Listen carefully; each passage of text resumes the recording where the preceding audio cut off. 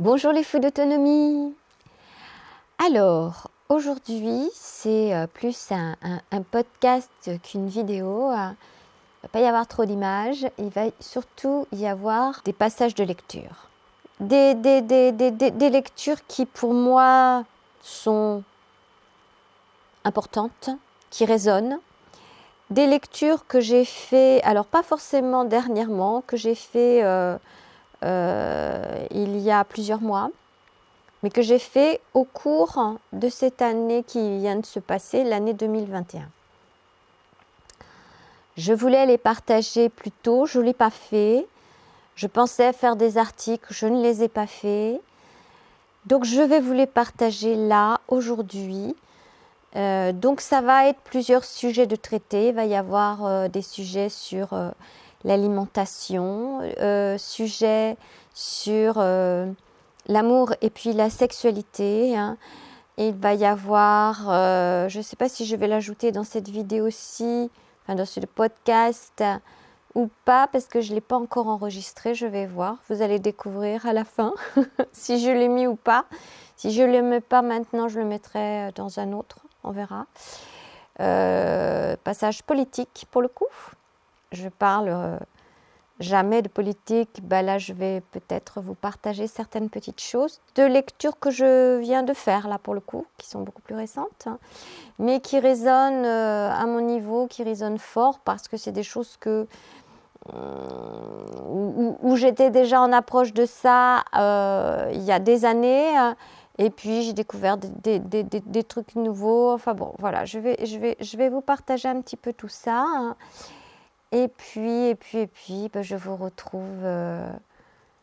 retrouverai ensuite, plus tard, pour d'autres vidéos plus classiques. Et peut-être que je continuerai aussi à vous faire des passages de lecture. Je ne sais pas encore, je vais voir. Je suis encore en train d'écrire le tome 7 de Folle Autonomie. Je suis en plein dedans. Et j'ai des lectures qui m'alimentent aussi. Alors, c'est comme dans tous les recueils de Folle Autonomie, il y a toujours à la fin une page bibliographie avec plein de choses pour creuser encore plus les sujets. Donc voilà, donc je vous laisse là et on commence avec l'alimentation. C'est parti. Je crois qu'il n'y a pas de système d'alimentation qui procure un niveau de jouissance supérieur à ce que permet d'obtenir l'instinctothérapie. D'ailleurs, ce n'est pas un système, c'est plutôt la suppression de tout système. Vous avez inventé une nouvelle forme de gastronomie, si vous voulez. Disons plutôt que j'ai retrouvé la gastronomie originelle, le plaisir qui récompense l'obéissance à la nature. Dans la gastronomie culinaire, on recherche le plaisir par l'artifice en sophistiquant toujours davantage la préparation des aliments. Qu'appelez-vous gourmandise? La recherche du plaisir du palais ou de la réflexion? Si le plaisir correspond au bien que vous faites à votre organisme, y a-t-il du mal à cela? Dans l'idée de gourmandise, on sous-entend évidemment qu'il y a quelque chose de nuisible. Soit, alors partons de cette idée. La gourmandise doit réunir un plaisir et une nuisance. Vous allez voir qu'une telle réunion n'est pas possible avec l'aliment originel. Supposons que les fraises nature vous paraissent délicieuses. Vous éprouvez du plaisir à les manger. En vertu de la loi de l'instinct, elles ne vous font que du bien. Il y a donc plaisir, mais pas nuisance. Deuxième cas, supposons que vous mangiez des fraises alors que vous les trouvez mauvaises. Cette fois, toujours en vertu des lois de l'instinct, elles vous feront du mal. Il y aura nuisance. Seulement, vous ne les trouvez pas bonnes. Il n'y a donc pas plaisir. Conclusion. Avec l'aliment originel, la gourmandise n'est pas possible. On ne peut pas avoir à la fois plaisir et nuisance. Cela tient au fonctionnement même de l'instinct. Alors, d'après vous, la gourmandise n'existerait pas? Il faut nécessairement recourir à l'artifice pour tromper l'instinct. Si les fraises vous paraissent mauvaises, Vous y ajoutez par exemple du sucre en poudre et puis un panache de crème chantilly. Vous pouvez aussitôt les absorber avec plaisir sans en avoir besoin. Votre plaisir se trouve flatté par le mélange, alors que vous ne faites que surcharger votre digestion et déséquilibrer votre métabolisme. Grâce à l'artifice, vous avez réuni plaisir et nuisance. Cette fois, il y a bel et bien gourmandise. Alors, à votre avis, l'homme devrait vivre 120 ans. J'ai lancé ce chiffre au hasard. Certains prétendent que chaque espèce animale vit environ 7 fois le temps de sa période de croissance. Pour l'homme, cela ferait alors 140 ans. C'est encore loin des 960 ans de Mathusalem. Parce que vous croyez aux chiffres indiqués dans la Genèse ? Sait-on jamais ? A priori, j'aurais tendance à penser qu'ils sont un peu fantaisistes, mais la Bible ne ment pas forcément. N'y a-t-il pas eu simplement un changement de calendrier ? J'ai longtemps cru à cette explication. Hélas, ça ne tient pas. Les chiffres décroissent régulièrement depuis le déluge. Sem, 600 ans. Abraham, 175 ans. Moïse, 120 ans. David, 70 ans. Je ne vois pas où l'on pourrait caser un passage de l'année lunaire à l'année solaire, par exemple. C'est troublant. D'autres disent que ces chiffres sont symboliques. Mais alors, on peut s'étonner de la logique du système. Par exemple, ils respectent les lois de l'addition. Noé avait 600 ans au moment du déluge. Plus loin, il est dit qu'il vécut 350 ans après le déluge. Or, l'âge indiqué pour sa mort est bien le total, 950 ans. Comment l'arithmétique serait-elle compatible avec une numération symbolique ? Chose plus remarquable encore, un seul patriarche d'avant le déluge est mort nettement plus jeune que les autres, Enoch, avec seulement 365 ans. Mais le texte précise qu'il a disparu, enlevé par Dieu. Tous les autres ont apparemment frisé le millénaire. Adam 930 ans, Mathusalem 969, Noé 950. Une telle précision ne se justifierait pas s'il s'agissait seulement de symboles. Expliquer la vie relativement brève d'Enoch par un accident donne à penser que la longévité des autres était ressentie comme habituelle et qu'il s'agissait d'un temps réel, non d'un mythe. Autre fait troublant, après le déluge, on dirait qu'il y a eu une dégradation progressive. D'abord, l'Éternel autorise la consommation des viandes. Tout ce qui se meut sur la terre vous servira de nourriture. Puis lentement, les problèmes de santé semblent s'aggraver. Les ulcères de Job, la peste qui frappe le peuple de David pendant la moisson du blé. David lui-même est atteint de sénilité précoce.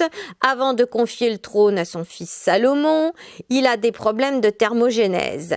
Le texte dit « Le roi David était un vieillard avancé en âge, on lui mit des couvertures sans qu'il pût se réchauffer. Il n'avait pas 70 ans. Puis on lui proposa la plus belle fille du pays pour lui apporter un peu de chaleur. Elle soigna le roi et le servit, mais il ne la connut pas. Si je comprends bien, c'est le premier cas d'impuissance signalé dans l'histoire. Vous pensez sérieusement que tout cela aurait eu un rapport avec l'alimentation ? Nous sommes en plein nuage de probabilité. Mais si le déluge fut une réalité, j'imagine qu'il dut entraîner d'importants changements dans les habitudes alimentaires de l'époque. Il y a aussi le problème du vin que Noé inventa juste à cette période. Il l'a bien supporté, vous en conviendrez. Je ne pense pas que la dive bouteille fut la seule responsable de nos maux. Quoique l'alcool soit connu pour altérer la barrière intestinale et ouvrir la voie à la pénétration des molécules dangereuses.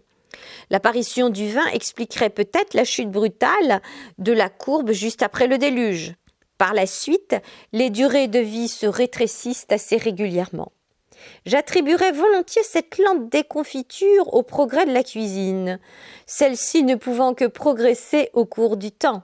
Ses effets sur la santé et la durée de vie n'ont pu que s'intensifier.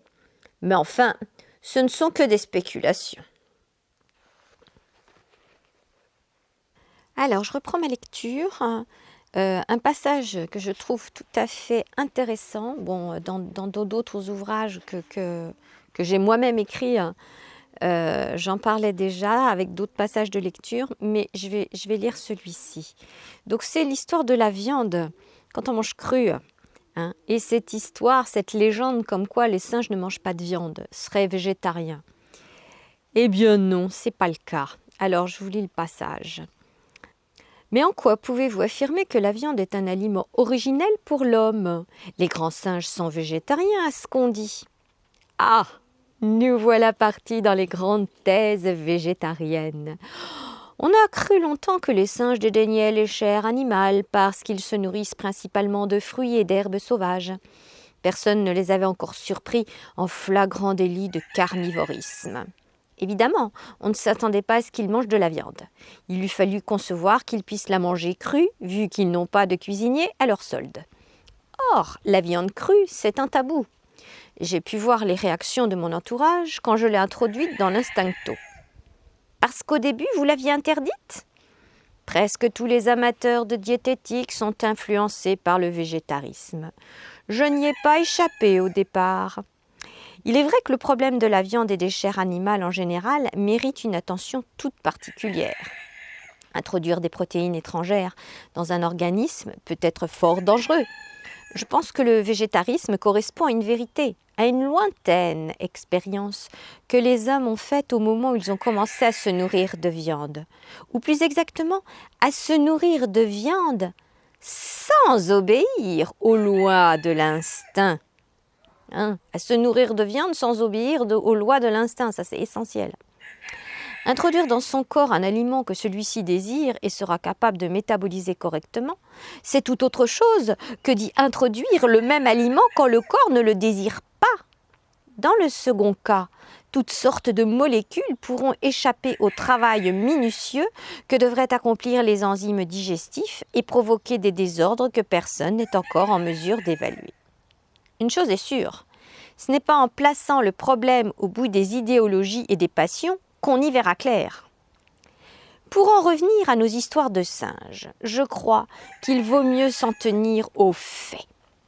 L'ethnologue anglaise, alors pardonnez-moi la prononciation parce que là je vais avoir du mal, donc l'ethnologue anglaise Jane Van Lawick Goodall a vécu 20 ans avec les chimpanzés. On a vu, paraît-il, toute une tribu se partager un marcassin, que les meilleurs chasseurs de la bande avaient attrapé sans que personne ne leur ait jamais donné de leçon de tir à l'arc. Ces singes supérieurs ont l'instinct de chasser et de consommer leur proie. On peut donc considérer que la viande fait partie de leur plage alimentaire naturelle. Et comme notre génétique est encore très proche de celle de nos cousins poilus, il est plus que probable que nous lui soyons également adaptés. Les singes en mangent apparemment très peu.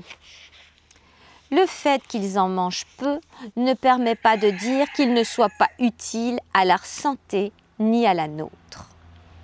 Comme je le disais, les végétariens ont raison quand ils dénoncent la façon dont on consomme généralement la viande. On la mange cuite, ce qui est toxique, et on en mange trop, car on ne respecte pas l'instinct. Manger de la viande, c'est tout de même manger quelque chose de mort. N'êtes-vous pas pour les aliments vivants? C'est un grand leitmotiv du végétarisme. On vous dit que vous mangez du cadavre, avec accent circonflexe sur le deuxième A. De la sorte, vous êtes à coup sûr dégoûté définitivement, j'en bafouille, de votre steak. Comme si vous aviez un morceau de chair humaine au bout de la fourchette. En fait, la viande n'est morte qu'en apparence. Elle fourmille de vie avec toutes les levures qui s'y développent. Un légume cuit, par contre, est vraiment mort. Il n'en reste qu'une misérable dépouille dans votre assiette. C'est là qu'il faudrait parler de cadavre. J'ai un ami qui traitait chaque mangeur de viande de charognard. Il paraît qu'à peine l'animal tué, il s'y développe toutes sortes de toxines. Eh bien, dites-lui que personne n'est obligé de manger la viande à l'état de charogne. Il est vrai qu'une viande trop avancée devient toxique. Elle contient des ptomaïnes, mais l'instinct empêche alors de l'absorber. Son odeur est repoussante, elle est brûlante sur la langue. En toute logique, il faut bien que nous soyons protégés contre un toxique originel. Il y a longtemps qu'il existe des charognes dans la nature. Et le fait que leur odeur nous répugne montre que l'homme n'est certainement pas un charognard. Nous n'appartenons pas non plus à la famille des carnassiers. L'instinct nous interdit manifestement la viande fraîche. L'animal qui vient d'être tué dégage une odeur extrêmement répulsive. On dit justement que les carnassiers vivent moins longtemps que les herbivores. Quand un tigre attrape un zébu, il en déguste les entrailles gorgées d'herbes à moitié digérées. En fait, le tigre est un grand végétarien. Et la vache qui pâture avale une quantité notoire d'insectes avec sa ration de verdure. Elle est plus carnivore qu'on ne l'imagine. Dans certaines traditions paysannes, il était d'ailleurs recommandé de donner aux veaux, au milieu de leur période de croissance, 2 bonnes douzaines de jaunes d'œufs. Cela garantissait leur santé future. Je tiens à préciser mon point de vue. Je ne suis pas pour la viande. Moins on en mange, mieux cela vaut à tout point de vue. Respect de la vie, rendement agricole, économie, etc. Mais je pense qu'il est faux d'être a priori contre la viande. Dans certains cas, elle peut jouer un rôle thérapeutique essentiel. Le problème est de savoir quand et combien il faut en manger. Et là, nous avons la réponse. L'instinct, qui me semble plus sûr que toutes les considérations théoriques, éthiques ou autres. Et si l'instinct se trompait, on peut très bien imaginer que la viande trompe nos papilles gustatives. Bien sûr que le seul fonctionnement du sens du goût ne suffit pas à prouver que la viande soit bénéfique. Il faut aller voir plus loin les effets que sa consommation peut avoir sur la santé. La qualité de la digestion, les conséquences sur le sommeil, sur l'état physique et psychique en général, les reprises de poids, les guérisons de maladies, etc.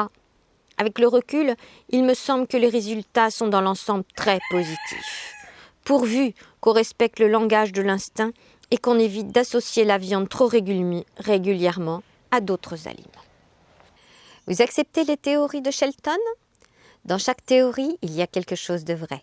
Certaines associations entre protéines et sucre sont manifestement nuisibles et j'admire la perspicacité dont un Shelton a su faire preuve. Il n'est pas facile d'y voir clair, surtout dans le contexte culinaire où pullulent les causes de troubles. Mais on ne peut pas appliquer à l'alimentation originelle les règles établies pour l'alimentation cuite. Là, comme ailleurs, si l'on veut être objectif, il faut repartir à zéro. Je pensais justement à un cas tout à fait spectaculaire de consommation de viande. Nous avions en cure un petit garçon de 9 ans, atteint de myopathie. Sa musculature dégénérait depuis plusieurs années, au point qu'il pouvait difficilement faire un pas sans être soutenu. S'il s'asseyait dans un fauteuil, il ne se relevait plus sans aide. Face à l'impuissance de la médecine, ses parents avaient décidé d'essayer l'instinctothérapie. Eh bien, cet enfant n'a mangé pendant ces 3 semaines de séjour pratiquement que de la viande, qu'il trouvait délicieuse au point d'en réclamer à tous les repas. Nous ne la mettons en principe pas sur la table pour le petit déjeuner. Comme seule variante, des jaunes d'œufs et un peu de poisson. Une telle cure de protéines n'est pas déséquilibrante.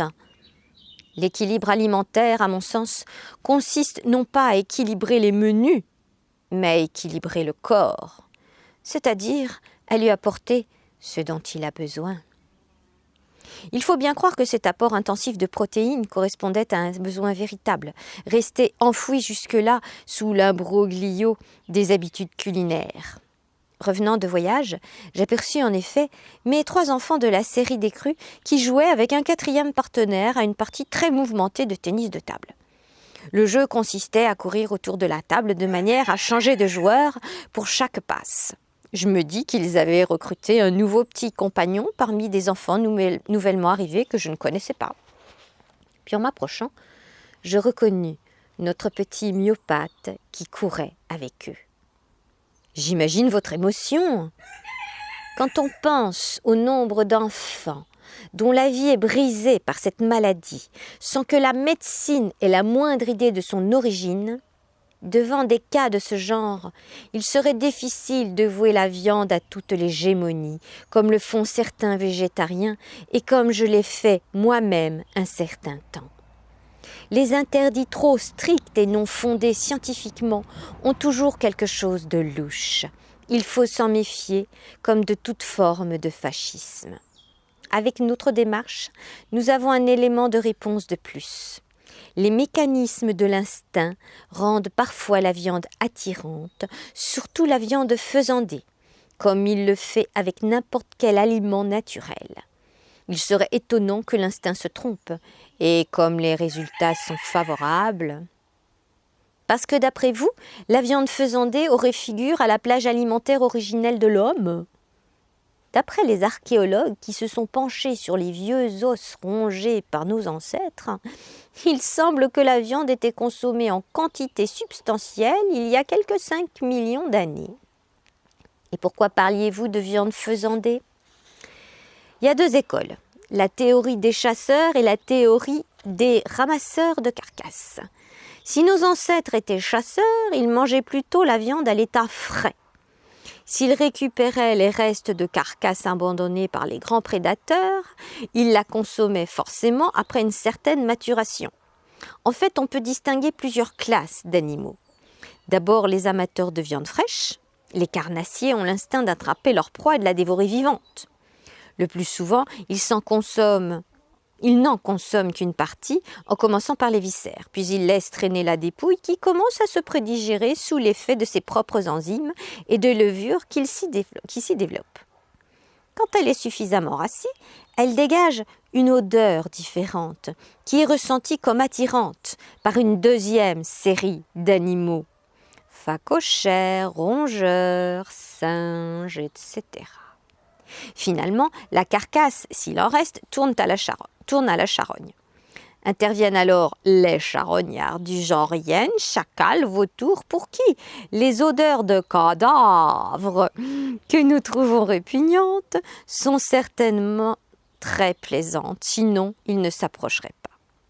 Reste encore le nettoyage final, assuré par les asticots, cafards et autres formes de vie qui nous dégoûtent parce qu'elles évoquent effectivement le danger. Soit la viande avariée, qui nous est nocive, soit notre propre mort, qui est une autre forme d'avarie. En comparant a priori l'entrecôte et la charogne, comme le faisait votre ami, on court-circuite l'ordre naturel des choses, on fait glisser le dégoût là où il n'est pas. La viande crue paraît lumineusement savoureuse et parfumée à celui qui en a besoin quand elle est à point. L'homme dérive probablement de la classe intermédiaire des carnivores, entre les carnassiers et les charognards. Il est tout près du singe et du cochon, du moins en ce qui concerne son tube digestif. Ce n'est pas par hasard que les bouchers laissent rassir la viande quelques semaines avant de la livrer à la consommation. La diététique n'a pas su nous apporter la solution que nous espérions, tout simplement parce qu'elle a cru pouvoir faire fi des lois élémentaires de la biologie, alors même qu'il s'agissait de résoudre le problème de la nutrition, le principal problème de la vie. Il ne fallait pourtant pas chercher loin. Bio veut dire vie, et qui dit biologie dit fondamentalement génétique. Il n'y a plus qu'à se demander si nos mécanismes instinctifs étaient génétiquement adaptés aux aliments cuisinés et le tour était joué. En fait, il y a des siècles que la médecine aurait dû faire la même chose en matière de pathologie. Avant d'inventer la poudre de vipère et la limaille de fer, avant de s'embarquer dans des considérations interminables sur les effets de la masturbation, ce sont des médecins au XVIIIe siècle qui attribuèrent à cette étrange activité la plupart des maladies propres à l'Homo erectus. Avant de partir en guerre contre les microbes et autres animalcules cachés dans le microscope pour y guetter nos moindres défaillances, avant de bombarder les corps sans défense à coups de rayons X ou de bombes au cobalt, de fabriquer le déluge de poisons qu'on nomme médicaments et qu'on vend à prix d'or dans les pharmacies, de construire des hôpitaux gigantesques où l'on se meurt d'hygiène et d'anonymat, avant d'écrire la première ligne du premier dictionnaire médical, il aurait fallu commencer par le b.a.-ba de la biologie, prendre en considération le fait que toutes nos fonctions sont adaptées a priori aux conditions de vie préculinaires. Toutes les données de notre métabolisme, les structures de nos organes de détoxication, les réactions de notre système endocrinien, sans oublier notre système immunologique, avec sa gamme d'anticorps et de réactions diverses, et même le fonctionnement de notre système nerveux, Tout cela a été programmé dans notre patrimoine génétique, d'abord en fonction de ce qui existait dans le milieu naturel.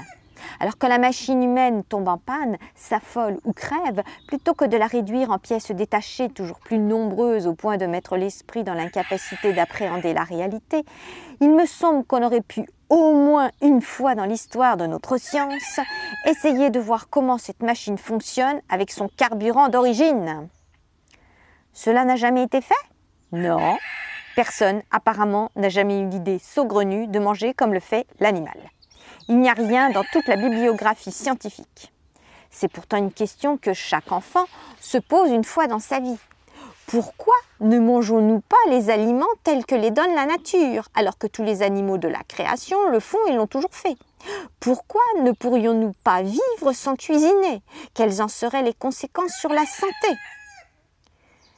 J'ai entendu dire qu'on a retrouvé des traces de cancer sur de très anciens squelettes datant d'une époque où l'on mangeait certainement très originel.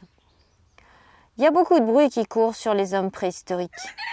On les a représentés comme des brutes misérables, percluses de rhumatisme à cause de l'humidité des cavernes, luttant jusqu'à l'épuisement contre une nature avare pour se procurer de quoi survivre, vivant dans l'angoisse des bêtes féroces que seul le feu permettait de tenir à distance, armés de massues hérissées de pointes et pressés d'aller piller les biens de leurs voisins, traînant leurs femmes par les cheveux pour les violer dans les repères, vivant à peine assez longtemps pour se reproduire, souffrant de 1000 maladies contre lesquelles aucune médecine ne savait encore les protéger. S'ils avaient vécu dans l'abondance et le bonheur, ils ne se seraient pas mis à labourer des champs et à construire des maisons. Vous soulevez là une question très litigieuse. Pendant longtemps, on a pensé que nos ancêtres du néolithique, il y a quelques 10 000 ans, avaient été obligés de recourir à l'agriculture parce qu'ils ne trouvaient pas de quoi manger dans la nature. On expliquait la sédentarisation par la nécessité de se protéger contre les dangers de toute espèce qu'on attribuait au monde sauvage. Fauves, serpents, pillages, vandalisme, crimes sexuels. Regardez les images censées reconstituer le faciès de ces créatures hirsutes. On leur donnait des expressions reflétant la peur, la stupidité, l'écrasement par une nature hostile. Tout cela n'était que fantasme. Si vous ouvrez un bouquin d'archéologie un peu plus récent, vous verrez que nos ancêtres d'avant l'agriculture vivaient dans l'abondance, qu'ils ne connaissaient pas la brutalité ni la guerre, qu'ils n'avaient quasiment pas besoin de travailler. Alors là, vous m'intéressez. Je dois faire des horaires de 12 heures par jour pour joindre les deux bouts. Quelques petites enquêtes auprès des primitifs actuels vivant encore de chasse et de cueillette, comme les Bochimanes, ont permis d'évaluer qu'ils travaillent chaque jour en moyenne 2 heures et 9 minutes. Le reste de leur temps est consacré à la sieste, aux conversations, à la danse, à l'amour. Nos syndicats sont encore loin du compte avec leur semaine de 35 heures. Il a fallu présenter l'homme primitif comme une brute malheureuse au siècle passé pour valider les bienfaits de la civilisation. C'était le moyen rêvé pour faire admettre aux masses la nécessité d'un progrès qui se payait au prix du travail dans les usines, de la misère des grandes villes. Nous avons encore aujourd'hui la tête pleine de ces idées préconçues qu'on nous enseignait à l'école. Les hommes des cavernes n'ont jamais existé. Finalement, le mythe du paradis perdu n'était pas aussi faux qu'on l'a dit, à tel point que les archéologues ne savent plus trop comment expliquer le processus de sédentarisation. Pourquoi les hommes se sont-ils faits les esclaves de la charrue, de la culture des céréales, de l'élevage qu'il faut traire 2 fois par jour et surveiller le reste du temps ? Je vois où vous voulez en venir. Ce serait le phénomène piège de la cuisine. Une fois qu'ils se sont mis à cuire leur pain ou leur bouillie de mil, nos malheureux apprentis cuisiniers n'ont plus pu manger comme auparavant les produits de la cueillette et de la chasse. La viande crue a perdu son arôme, les fruits sauvages leur ont râpé la langue. Les Bochimanes mangent pourtant principalement des fruits et des racines crues. C'est vrai, mais eux ne sont précisément pas tombés dans les céréales. Ils cuisent encore très peu. Il ne faut pas voir ce processus de passage à la cuisson comme un basculement brutal, mais plutôt comme une sorte de glissement. la perte progressive du plaisir à l'aliment brut, poussant à rechercher des préparations de plus en plus sophistiquées. Même après 10 000 ans de cuisine et de céréales, nous mangeons encore des fruits. Essayez de manger un fruit sauvage, vous m'en direz des nouvelles. Il n'y a plus guère que les fruits sélectionnés qui passent la barrière. Les myrtilles de forêt, par exemple, je trouve ça délicieux. Comment les mangez-vous? C'est vrai, avec de la crème et du sucre. Quand j'étais enfant, je les mangeais volontiers nature, mais maintenant je les trouve âcres et peu sucrés. Je pensais que cela venait de la pollution, des pluies acides. Ce phénomène s'observait bien avant la chimie. Un vieux paysan chez qui j'allais souvent passer les vacances quand j'étais gosse m'affirmait que les griottes de son verger étaient devenues acides parce que ses arbres avaient vieilli. Il ne pouvait plus les manger, alors que je les trouvais agréablement acidulées. Avec l'âge, elles m'ont paru à moi aussi de plus en plus acides. Je ne les aimais plus qu'en confiture. Il a fallu l'instincto pour leur rendre le goût délicieux de mon enfance. Avant de conclure, il faudrait savoir exactement quelles étaient les maladies dont souffraient les hommes préhistoriques. Je vous disais donc que s'ils avaient déjà des cancers, tout en mangeant plus originel que vous ne pouvez le faire aujourd'hui, on ne voit pas trop comment votre alimentation pourrait avoir une action thérapeutique, du moins dans cette maladie. Des tumeurs ont été découvertes sur un certain nombre de squelettes. Mais avant de parler de cancer, il fallait d'abord prouver que ces tumeurs étaient vraiment malignes. Or, il s'agissait apparemment de tumeurs bénignes, rares par surcroît, qui ne gênaient pas trop leurs propriétaires. D'après des travaux plus récents, il semble que le taux général de cancer dans les temps anciens ne dépassait pas 1%. Aujourd'hui, plus d'un homme sur 3 est atteint de cancer dans son existence. Quand de plus les statistiques mettent en cause le facteur alimentaire. Quoi qu'il en soit, la présence de certaines maladies dans les conditions de vie originelles n'enlèverait rien à l'intérêt de notre démarche. Il s'agit de savoir combien de maladies et quel type d'affections on pouvait compter en ces temps reculés. N'a-t-on pas des preuves que la durée de vie était très courte? On parle toujours de 25 à 30 ans, ça n'a rien de commun avec les 900 ans de vos patriarches. Il n'est pas aisé d'évaluer l'âge d'un squelette, pour la simple raison que les mécanismes de vieillissement n'étaient pas forcément les mêmes qu'aujourd'hui. Admettons que la dégradation des tissus osseux se soit fait 10 fois moins vite que dans notre propre squelette, on donnera un âge de 25 ans à un reste de pied qui aura peut-être marché pendant 250 ans. Il doit tout de même y avoir une raison pour qu'on ait articulé ce chiffre de 25 ans.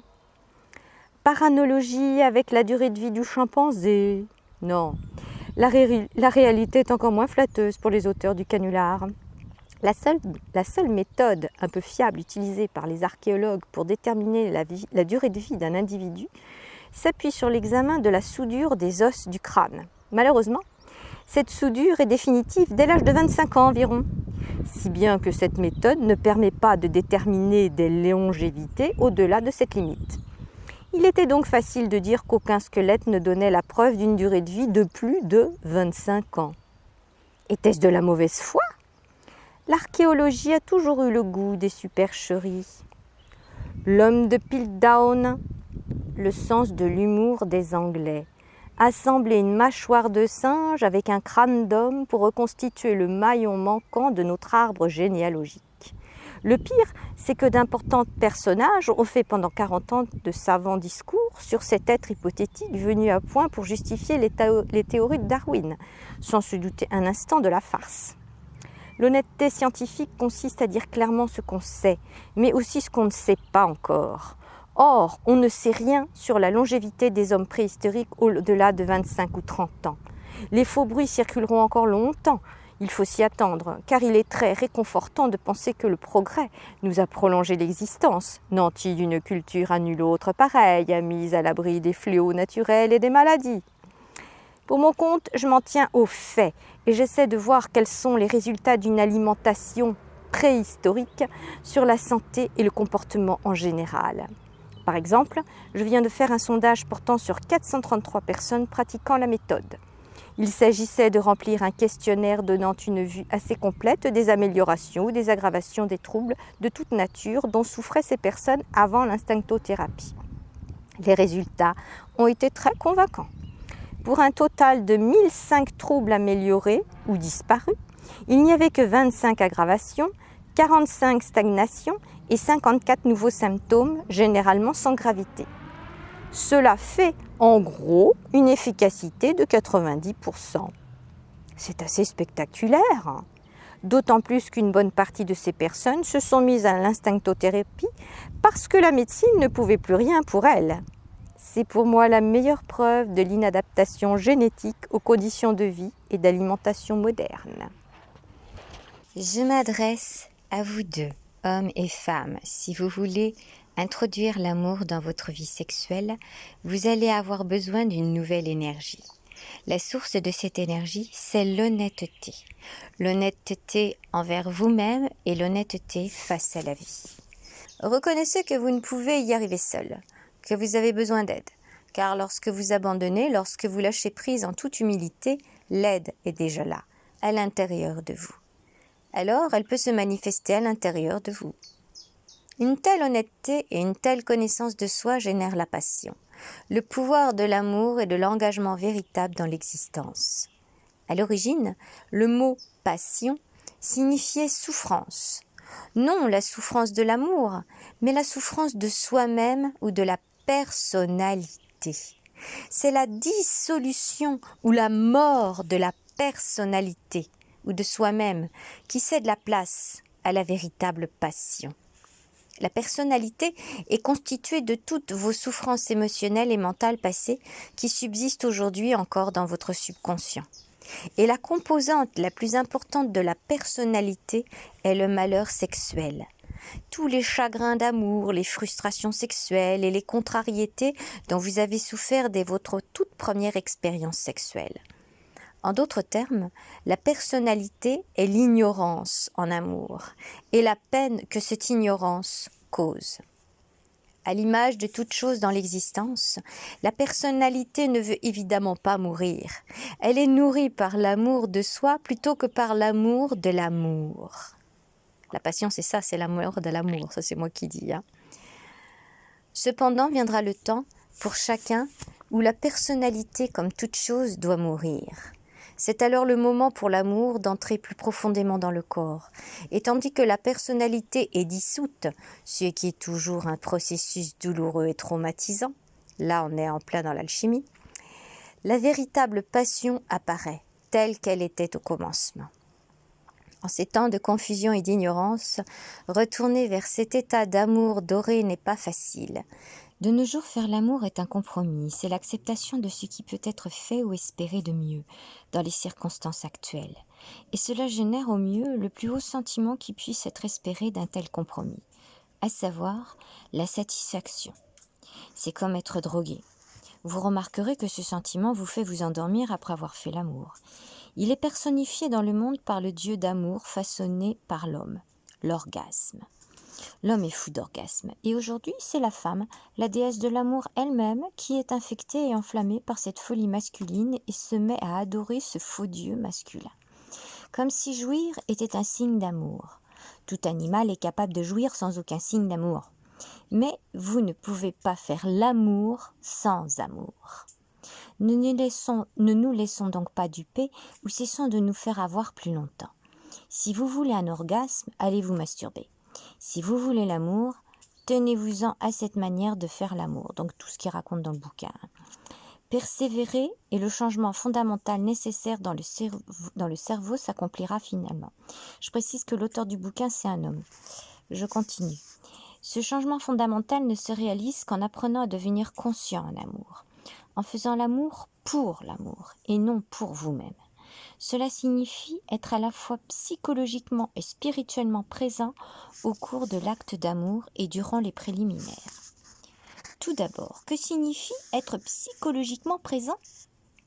À cause de l'accumulation massive de passé et d'inconscience dans chaque corps, vous faites normalement l'amour dans un état de rêve non conscient.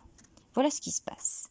Vos émotions sexuelles, en se réveillant, excitent les expériences passées liées au plaisir sexuel qui se sont accumulées en vous et détournent votre attention ou votre conscience vers le passé sous la forme d'envies, d'images et de fantasmes.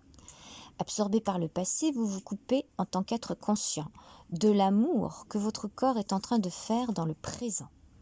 Psychologiquement, vous êtes absent de l'événement, vous n'êtes plus vraiment avec votre partenaire. Vous avez dérivé dans votre propre monde. Vous avez sûrement observé cela en faisant l'amour, peut-être en vous-même et particulièrement chez votre partenaire. En faisant l'amour, chacun est consciemment présent de temps à autre. Dans ces moments-là, vous avez peut-être remarqué que votre amant était dans une euphorie personnelle intime. Il ou elle, clairement, est absent.